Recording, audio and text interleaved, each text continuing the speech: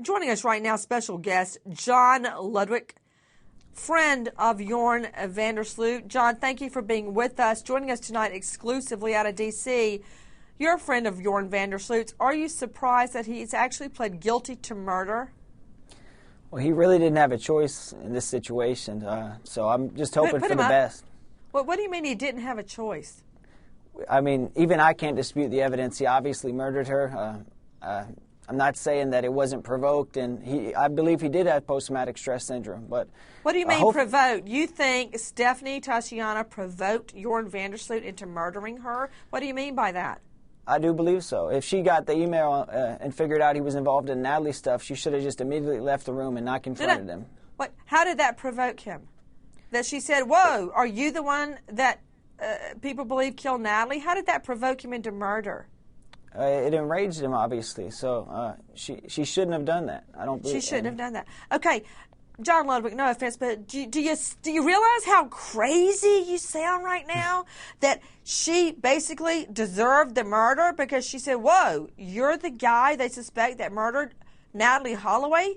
That she shouldn't have said anything. That it's her fault she didn't leave the hotel room. Do you realize how crazy you sound? I'm not saying she deserved it, but she definitely could have prevented it by just leaving immediately, and he was suffering from post-traumatic stress syndrome. Yeah, I didn't ask you about the post-traumatic stress syndrome. I'm asking you about Stephanie Flores. You just said she provoked him into murder. Have you seen the crime scene? Her blood was smeared from the bottom of the wall to the top of the ceiling. She's covered in bruises, half naked. He stole thousands of dollars from her and said his only problem was the money was covered in blood. And you're telling me that she provoked him? I believe so, Nancy. Why? Well, if you're in a room with someone... What? If you're in a room with someone you believe might have been involved in a murder, you don't stay there and talk to them about it. You immediately leave the area. Well, don't you think that it's more his fault since he beat her to smithereens, strangled her, and left her in a pool of her own blood?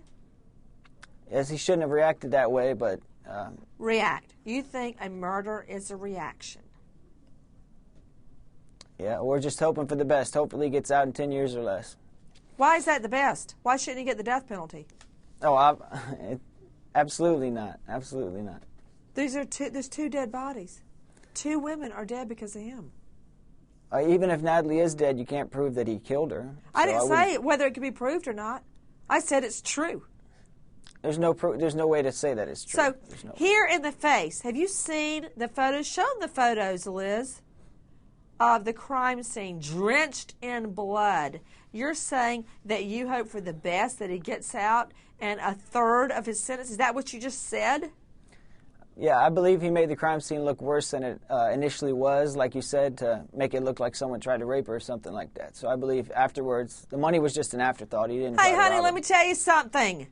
Her having her pants pulled off is the least of Stephanie's problems. I doubt that's what she would be worried about. She was brutally murdered. As a matter of fact, to Dr. Bill Lloyd, board-certified physician and pathologist, you have reviewed Stephanie Tatiana's medical examiner's report. The murder was heinous.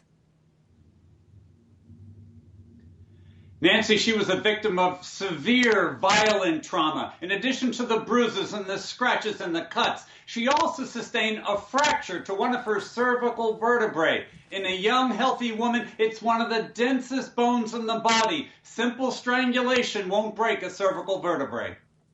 So to you, John Ludwig, friend of Joran Van Der Sloot, he used powerful, almost superhuman force to murder a defenseless woman. And you're saying you hope for the best? It was a crime of passion and heat of the moment type struggle, and stuff happens. So.